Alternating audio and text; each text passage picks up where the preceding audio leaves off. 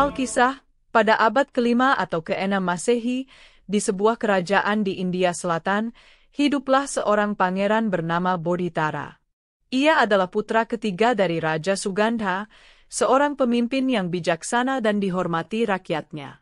Sejak usia muda, Bodhitara telah menunjukkan ketertarikan yang mendalam pada ajaran spiritual dan filsafat, berbeda dengan saudara-saudaranya yang lebih meminati urusan kenegaraan dan peperangan. Ia gemar merenung dan mencari makna kehidupan yang lebih hakiki, melampaui kemewahan istana yang melingkupinya. Ketertarikannya pada jalan spiritual semakin menguat seiring bertambahnya usia. Ia banyak belajar dari para guru bijak dan resi yang datang ke kerajaannya, menyerap berbagai ilmu dan ajaran tentang pembebasan diri dari penderitaan. Pangeran Bodhitara merasa bahwa kehidupan duniawi penuh dengan ilusi dan ketidakkekalan. Ia merindukan sebuah pencerahan sejati, sebuah pemahaman mendalam tentang hakikat alam semesta dan keberadaan diri, yang ia yakini hanya bisa dicapai melalui pelepasan total dari ikatan dunia. Nama Bodhidharma sendiri memiliki makna yang mendalam. Bodhi berarti pencerahan atau kesadaran agung, sementara Dharma berarti ajaran, kebenaran, atau hukum universal.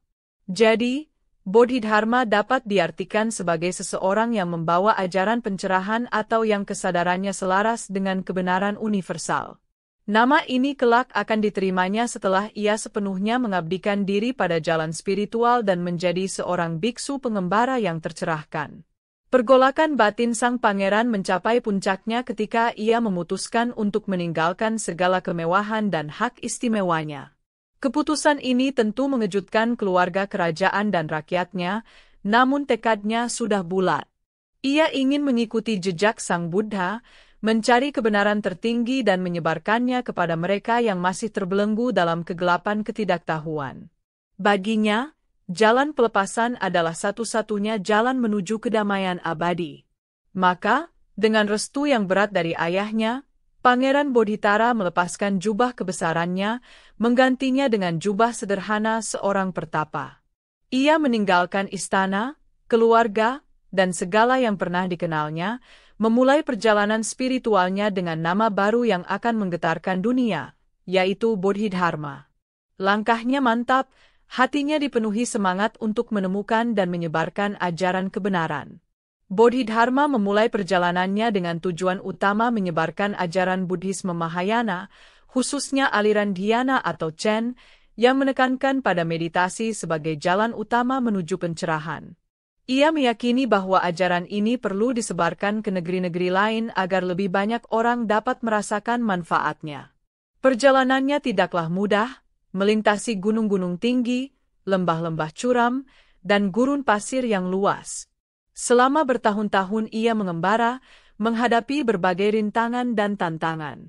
Cuaca ekstrim, medan yang sulit, hingga ancaman binatang buas dan perampok menjadi bagian dari kesehariannya. Namun, semua itu tidak menyurutkan semangat dan tekadnya. Setiap kesulitan justru semakin menempa batin dan fisiknya, memperkuat keyakinannya pada jalan yang telah dipilihnya. Ia bertemu dengan berbagai macam orang, belajar dari kearifan lokal, dan terus mempraktikkan meditasinya dimanapun ia berada. Konon, perjalanannya memakan waktu yang sangat lama, mungkin puluhan tahun, hingga akhirnya ia tiba di Tiongkok. Ia menempuh jalur laut yang berbahaya, mengarungi samudera luas tak bertepi, dengan keyakinan penuh bahwa Allah akan senantiasa melindunginya dalam menjalankan misi suci ini.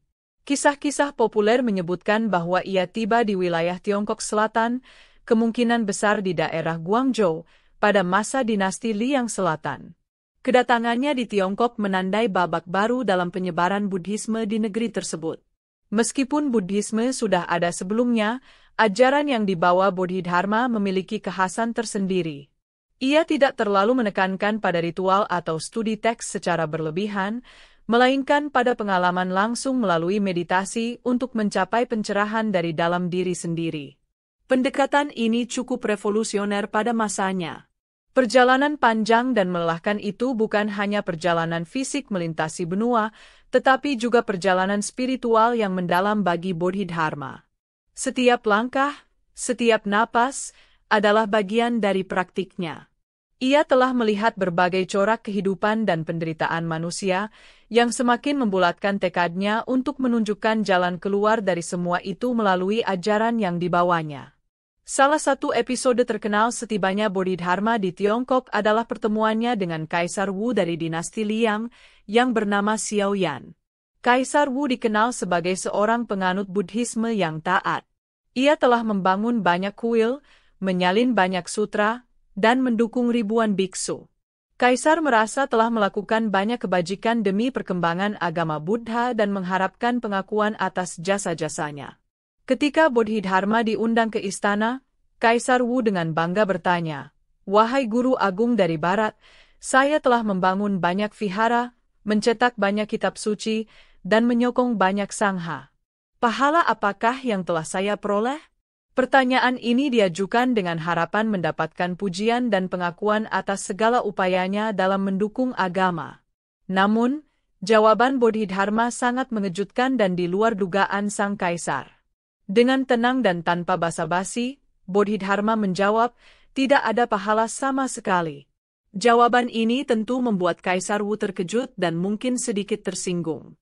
Bagaimana mungkin semua perbuatan baiknya dianggap tidak berpahala oleh seorang biksu agung? Bodhidharma kemudian menjelaskan bahwa perbuatan baik yang dilakukan dengan pamrih, dengan harapan akan imbalan atau pengakuan, tidak akan menghasilkan pahala sejati yang membawa pada pembebasan. Pahala sejati, menurutnya, muncul dari kesadaran murni yang bebas dari ego dan keinginan. Kebajikan yang dilandasi oleh niat tulus untuk kebaikan semua makhluk, tanpa mengharapkan balasan, itulah yang memiliki nilai spiritual tertinggi.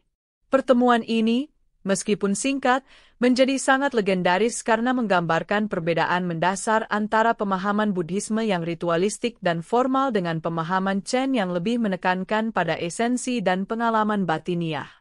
Kaisar Wu, yang terbiasa dengan bentuk-bentuk kebajikan lahiriah, belum mampu memahami kedalaman ajaran Bodhidharma. Merasa tidak ada kecocokan, Bodhidharma pun meninggalkan istana Kaisar Wu, melanjutkan perjalanannya mencari tempat yang lebih sesuai untuk menyebarkan ajarannya. Setelah meninggalkan istana Kaisar Wu, Bodhidharma melanjutkan perjalanannya ke utara. Ia melintasi sungai Yangtze, konon dengan sehelai buluh atau sebatang alang-alang, sebuah kisah yang menambah aura mistis pada dirinya. Akhirnya, ia tiba di sekitar pegunungan Song, di Provinsi Henan. Di sanalah terdapat sebuah biara yang kelak akan menjadi sangat terkenal, yaitu biara Shaolin. Namun, Bodhidharma tidak langsung masuk ke dalam biara tersebut. Menurut legenda, ia memilih untuk menyendiri dan melakukan meditasi mendalam di sebuah gua di lereng Gunung Song, tidak jauh dari biara Shaolin. Di gua inilah ia menghabiskan waktu bertahun-tahun, duduk bermeditasi menghadap dinding batu. Praktik meditasi menghadap dinding ini menjadi salah satu ciri khas dari ajaran Chen yang dibawanya. Selama 9 tahun, Bodhidharma berdiam diri dalam meditasi yang intens.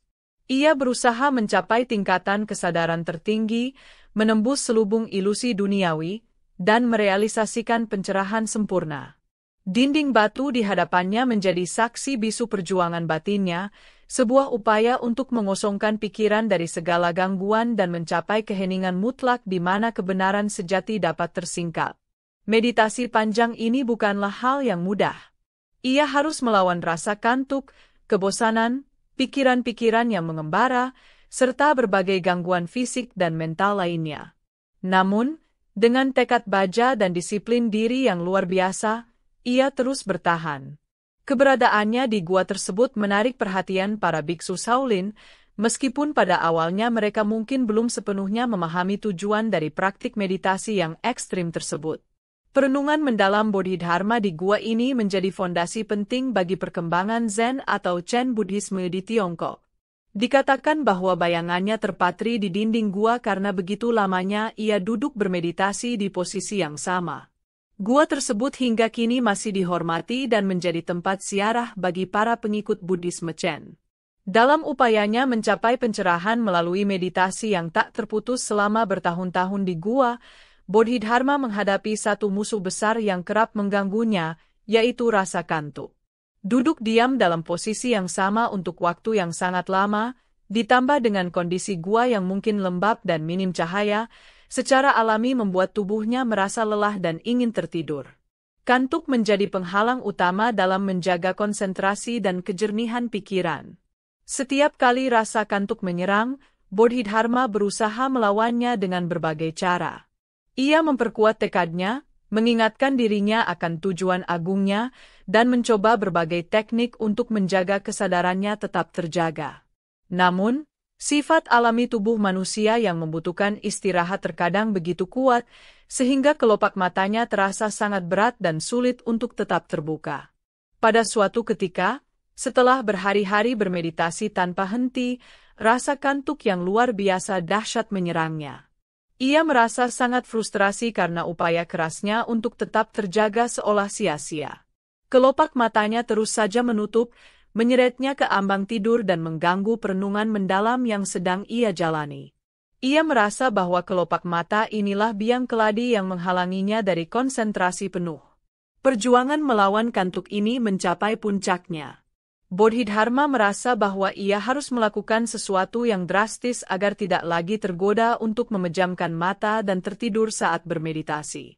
Ia tidak ingin usahanya selama bertahun-tahun menjadi sia-sia hanya karena tidak mampu mengalahkan rasa kantuk.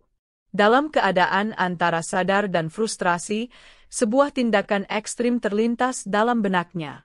Bagi seorang praktisi meditasi tingkat tinggi seperti Bodhidharma, menjaga kesadaran adalah kunci utama. Kehilangan kesadaran karena tertidur berarti kehilangan momen berharga untuk mencapai pemahaman yang lebih dalam. Oleh karena itu, ia menganggap rasa kantuk sebagai rintangan serius yang harus diatasi dengan cara apapun demi mencapai tujuannya yang mulia, yaitu pencerahan sempurna. Dalam puncak frustrasinya terhadap rasa kantuk yang terus mengganggunya, Bodhidharma mengambil sebuah keputusan yang sangat radikal dan mengejutkan. Untuk memastikan dirinya tidak akan pernah lagi tertidur saat bermeditasi, ia memutuskan untuk memotong kelopak matanya sendiri. Dengan tindakan ini, ia berharap matanya akan selalu terbuka, memaksanya untuk tetap terjaga dan fokus pada meditasinya. Dengan menggunakan sebilah pisau kecil atau mungkin dengan kekuatan tekadnya semata, ia menyayat dan membuang kedua kelopak matanya. Rasa sakit yang luar biasa pasti ia rasakan, namun tekadnya untuk mengalahkan kantuk dan mencapai pencerahan jauh lebih besar daripada rasa sakit fisik tersebut. Darah mengalir dari pelipisnya, namun ia tetap teguh pada keputusannya. Setelah memotong kelopak matanya, ia melemparkannya begitu saja ke tanah di sekitar gua tempat ia bermeditasi. Ia tidak lagi peduli pada bagian tubuhnya itu, karena ia menganggapnya sebagai penghalang. Dengan mata yang kini selalu terbuka, ia melanjutkan meditasinya dengan intensitas yang baru, berharap tidak akan ada lagi gangguan kantuk yang menghalangi jalannya. Tindakan ini, meskipun terdengar ekstrim dan mengerikan, dalam konteks legenda seringkali dimaknai sebagai simbol dari pengorbanan total dan tekad yang tak tergoyahkan. Bodhidharma rela melakukan apa saja, bahkan menyakiti dirinya sendiri, demi mencapai tujuan spiritual tertinggi. Ini menggambarkan betapa besar komitmennya terhadap jalan pencerahan yang ia tempuh. Kisah pemotongan kelopak mata ini menjadi salah satu bagian paling ikonik dan dramatis dalam legenda Bodhidharma. Meskipun validitas historisnya mungkin dipertanyakan, pesan simbolisnya tentang kegigihan, disiplin diri, dan pengorbanan dalam mencapai tujuan spiritual telah menginspirasi banyak orang selama berabad-abad. Ini adalah gambaran puncak dari perjuangannya melawan kelemahan manusiawi. Setelah Bodhidharma memotong dan melemparkan kelopak matanya ke tanah, terjadilah sebuah keajaiban. Di tempat di mana kedua kelopak mata itu jatuh, tumbuhlah dua batang tanaman yang belum pernah ada sebelumnya. Tanaman itu tumbuh dengan cepat, memiliki daun-daun hijau yang segar dan mengeluarkan aroma yang khas ketika diremas. Inilah, menurut legenda, asal mula tanaman teh pertama di dunia. Para biksu atau pengikut Bodhidharma yang kemudian menemukan tanaman aneh ini merasa penasaran. Mereka mencoba memetik beberapa helai daunnya dan menyeduhnya dengan air panas, sebagaimana mereka mungkin biasa membuat ramuan dari tanaman lain. Alangkah terkejutnya mereka ketika mendapati bahwa minuman yang dihasilkan dari seduhan daun tersebut memiliki efek yang menyegarkan dan mampu menghilangkan rasa kantuk. Minuman dari daun tanaman baru ini ternyata sangat membantu para biksu dalam menjalankan praktik meditasi mereka yang panjang. Dengan meminum seduhan daun tersebut, mereka bisa tetap terjaga, fokus, dan waspada selama berjam-jam tanpa merasa lelah atau mengantuk. Khasiatnya yang luar biasa ini segera tersebar di antara para praktisi meditasi dan menjadi sangat dihargai. Tanaman yang tumbuh dari kelopak mata Bodhidharma itu kemudian dikenal sebagai teh. Kata teh sendiri dalam bahasa Mandarin disebut cha, yang pelafalannya mirip dengan bunyi ketika Bodhidharma mungkin berteriak atau menggeram saat menahan kantuk atau saat memotong kelopak matanya. Nama ini kemudian melekat pada tanaman dan minuman berkhasiat tersebut. Dengan demikian, legenda ini mengaitkan secara langsung kelahiran teh dengan pengorbanan Bodhidharma dalam perjuangannya melawan kantuk demi meditasi. Teh menjadi simbol dari kewaspadaan, kejernihan pikiran, dan energi yang dibutuhkan untuk praktik spiritual yang mendalam. Keajaiban ini menunjukkan bahwa dari sebuah pengorbanan besar, dapat lahir sesuatu yang bermanfaat bagi banyak orang. Penemuan khasiat teh yang luar biasa dalam membantu meditasi membuat minuman ini dengan cepat menjadi populer di kalangan para biksu, khususnya mereka yang mengikuti ajaran Chen atau Zen yang dibawa oleh Bodhidharma. Para biksu mulai menanam teh di sekitar biara-biara mereka dan mengembangkannya sebagai minuman pendukung praktik spiritual. Budaya minum teh pun mulai terbentuk dan menyebar dari satu biara ke biara lainnya. Seiring waktu, manfaat teh tidak hanya dirasakan oleh para biksu. Masyarakat umum pun mulai mengenal dan menggemari minuman ini karena rasanya yang nikmat dan efeknya yang menyegarkan. Teh tidak lagi hanya identik dengan kegiatan keagamaan, tetapi juga menjadi bagian dari kehidupan sosial dan budaya masyarakat Tiongkok. Upacara minum teh pun berkembang menjadi sebuah seni yang syarat dengan nilai filosofis. Warisan Bodhidharma tidak hanya berupa ajaran Zen Buddhisme yang kemudian berkembang pesat di Tiongkok, Korea, Jepang, dan Vietnam, tetapi juga secara tidak langsung terkait dengan penyebaran budaya minum teh. Meskipun Bodhidharma lebih dikenal sebagai patriark pertama Zen di Tiongkok dan pendiri seni bela diri Shaolin, meskipun keterkaitan langsung dengan Shaolin Kungfu juga menjadi subjek perdebatan akademis, legenda teh menambah dimensi lain pada pengaruhnya yang luas. Ajaran Bodhidharma menekankan pada pengalaman langsung, pencerahan intuitif, dan realisasi diri melalui meditasi. Teh, dengan kemampuannya membantu menjaga kejernihan dan kewaspadaan, menjadi alat yang sangat berguna dalam mendukung praktik ini. Oleh karena itu, ikatan antara Zen dan teh menjadi sangat erat, terutama di Jepang, di mana upacara minum teh, Chanoyu, dikembangkan menjadi sebuah disiplin spiritual yang tinggi. Kisah Bodhidharma dan asal-usul teh, meskipun berbalut legenda, telah memberikan kontribusi budaya yang signifikan. Ia mengajarkan kita tentang pentingnya ketekunan, pengorbanan, dan pencarian makna yang lebih dalam. Sementara teh, sebagai minuman, telah menyatukan orang, menyegarkan tubuh dan pikiran, serta menjadi bagian tak terpisahkan dari peradaban manusia di berbagai belahan dunia, berkat perjuangan seorang pangeran yang menjadi biksu agung.